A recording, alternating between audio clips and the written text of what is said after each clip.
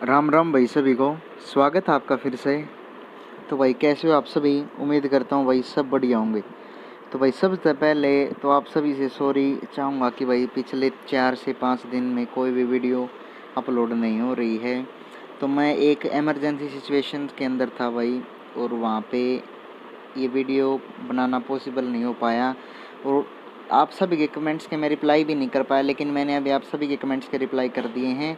शायद कोई भी नहीं बचा है जिसका कमेंट का रिप्लाई मैंने नहीं किया है। और आप सभी की क्यूरी को देखते हुए अब ये फ्री होके भाई किसी तरह से वीडियो बना रहा हूँ।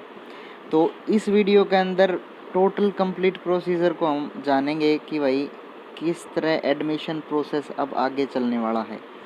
आप सभी को पता है कि आप सभी ने फॉर्म भर दिए हैं भाई, और डॉक्यूमेंट वेरिफिकेशन है वो भी इस साइट पे जो मैंने खोल रखा है इसके अकॉर्डिंग 27 सितंबर यानी संडे तक हो चुका है। आज तारीख है भाई 30 सितंबर। तो आज 30 है, तो यानी कि कल 1 अक्टूबर को आपकी फर्स्ट मेरिट लिस्ट लगने वाली है। पहली मेरिट लिस्ट कल लगेगी। अब डॉक्यूमेंट वेरिफिकेशन बार बार एक ही कमेंट आ रहा था कि भाई हमने कॉलेज में जाना है या नहीं जाना है, कैसे क्या होगा। तो कोविड-19 पेंडेमिक को देखते हुए मैंने पहले भी कई बार इस बात का जिक्र किया था वीडियो के अंदर कि भाई कोविड-19 पेंडेमिक को देखते हुए कोई भी फिजिकल प्रेजेंस की अब की बार ज़रूरत नहीं है एडमिशन प्रोसेस के अंदर। लेकिन कॉलेज रीओपन हो गए थे, आप सभी को पता है कि भाई 27 सितंबर से कॉलेज खुल गए हैं। यानी कि जिस स्टूडेंट को कोई परेशानी है, कोई डीएमसी फलाना देखड़ा कोई भी काम है, तो अब वो कॉलेज के अंदर आराम से जा सकता है। एक बार टेम्परेचर मापेंगे, उसका कोई दिक्कत वाली बात नहीं है। तो इसके रिगार्डिंग अब एक इम्पोर्टेंट अपडेट है आप सभी के लिए, ध्यान से सुनना। यहाँ से अपनी इम्पोर्टेंट इन्फॉर्मेशन स्टार्ट हो रही है। आप सभी को पता है कि भाई 27 तारीख तक अपने डॉक्यूमेंट वेरिफिकेशन हुए थे। अगर उसमें कोई गड़बड़ आई थी तो उनके द्वारा आपके पास एक एसएमएस सेंड किया गया था, जिसको आपके विद इन 48 आवर्स आपको उसके रिगार्डिंग रिस्पॉन्ड करना था। अगर आपकी कोई गलती हो रही है, फॉर्म के अंदर कोई डॉक्यूमेंट रह रहा है, तो वो आपको अपलोड करना था। और उसी के बेस पे 1 अक्टूबर यानी कल भाई थर्सडे को फर्स्ट मेरिट लिस्ट लगने वाली है। अब उस लिस्ट का क्या पंगा है मैं बता देता हूँ। कल लिस्ट लगेगी सभी कॉलेजेस की। सभी कॉलेजेस हरियाणा के अंदर जितने भी गवर्नमेंट कॉलेज हैं, जितने भी सेल्फ फाइनेंस कॉलेज हैं, और जितने भी गवर्नमेंट एडेड कॉलेज हैं, सभी की लिस्ट कल लगने वाली है। अब ये लिस्ट कैसे लगेगी? ये लिस्ट इसी साइट के ऊपर लगेगी, आड़े ऑप्शन होगा। लेकिन अब होगा क्या, अब आप सभी ने प्रेफरेंस दी हैं कोर्सेज़ को और कॉलेजेस को कि भाई मैंने नेकीराम कॉलेज में सबसे पहले प्रेफरेंस दे दी बीएससी को। उसके बाद किसी जाट कॉलेज के अंदर दे दी भाई प्रेफरेंस इन, और किसी कॉलेज के अंदर गवर्नमेंट कॉलेज हिसार के अंदर दे दी, जींदवाड़े के अंदर दे दी, इस तरह प्रेफरेंस दे दी। तो भाई अगर आपकी कट ऑफ नेकीराम कॉलेज यानी फर्स्ट 1 नंबर पर जो प्रेफरेंस है, अगर वहाँ कट ऑफ आपकी परसेंटेज से कम रहती है तो आपका इस लिस्ट में नाम आ जाएगा। और अगर इस वाले जो नेकीराम कॉलेज है इसकी कट ऑफ अगर आपके परसेंटेज से हाई रहती है, और भाई जाट कॉलेज की कट ऑफ आपके परसेंटेज से लो रहती है, तो दूसरे नंबर पे यानी कि प्रेफरेंस के अकॉर्डिंग जाट कॉलेज में आपका नाम आ जाएगा। तो इस प्रकार से सभी प्रेफरेंस जो आपने भर रखी हैं उसके अकॉर्डिंग ही एडमिशन प्रोसेस चलने वाला है। अब काफ़ी स्टूडेंट ये कह रहे थे कि भाई हमने ये अगर पहली लिस्ट में कहीं आ जाता है, अगर वहाँ पे एडमिशन ले लेते हैं तो दूसरी लिस्ट के अंदर आएगा या नहीं आएगा। तो ये कोई एक ऐसा ऑप्शन प्रोवाइड करवाएंगे कि आप फर्दर काउंसलिंग के लिए अप्लाई कर सकेंगे या नहीं कर सकेंगे। अगर भाई मान लो कि नेकीराम कॉलेज में सीट बच गए हैं और आपका नाम आ रहा है जाट कॉलेज में, नेकीराम कॉलेज के अंदर सीट बच जाती है और जाट कॉलेज के अंदर आपका नाम आ रहा है, और आप ये सोचो कि भाई फर्स्ट लिस्ट लगी है 90 पे, आपके 89% सेकेंड लिस्ट में नाम आ जाएगा। तो उसके लिए आपको एक फर्दर काउंसलिंग का ऑप्शन आएगा। जिस टाइम आप जाट कॉलेज के लिए फ़ीस पेमेंट करोगे उस टाइम पे एक ऑप्शन आएगा कि फर्दर काउंसलिंग के लिए आप अप्लाई करना चाहते हैं। अगर चाहते हैं तो यस कर देना, उसके हिसाब से फिर यहाँ पे सेकेंड मेरिट लिस्ट तैयार होगी। तो ये प्रोसीजर था भाई मेरिट लिस्ट का। ऐसे ही फर्स्ट मेरिट लिस्ट लगेगी 1 अक्टूबर को, आप सभी को पता है। 1 तारीख से 5 तारीख तक उसकी फ़ीस पेमेंट होगी। 1 तारीख से 5 तारीख तक उसकी फ़ीस पेमेंट होगी। ऑनलाइन फ़ीस पेमेंट करवानी है, कोई भी दिक्कत वाली बात नहीं है। अगर आपके पास सुविधाएं नहीं हैं तो मैं बार बार एक ही अपील करता हूँ कि भाई इंटरनेट कैफ़े वाले के पास जाना प्रेफर करें। क्योंकि क्या होता है, कई बार जो ट्रांजैक्शन होता है ना, जिनको नॉलेज नहीं होती, अभी आप सभी को इतनी, शायद मेरे हिसाब से अभी 12th ही पास आउट किया, तो आप सभी को ट्रांजैक्शन के बारे में नहीं पता होगा कि कई बार क्या होता है कि पैसे कट जाते हैं और ट्रांजैक्शन फेल दिखा देता है। उस केस के अंदर आपको काफ़ी कॉम्प्लिकेशंस का सामना करना पड़ सकता है। इसीलिए आपको कैफ़े प्रेफर कर रहा हूँ भाई मैं, कि कैफ़े पे जाओ, आराम से फ़ीस काट देगा, 50-100 रुपये ऊपर ले लेगा। अगर नाम आ जाता है तो कैफ़े पे जाके अपनी फ़ीस कटवा लो, या फिर एक एक्सपीरियंस पर्सन से आपकी फैमिली के अंदर हो, debit card, credit card, net banking और जितने भी ये फलाने देखड़े पेटीएम, गूगल पे जो भी है, इन सब पे फ़ीस पेमेंट होगी। तो ये 5 नंबर पर ये बात थी कि भाई अपनी फ़ीस पेमेंट 1 से 5 तारीख तक आप अपनी फ़ीस पेमेंट करवा सकते हैं फर्स्ट मेरिट लिस्ट की।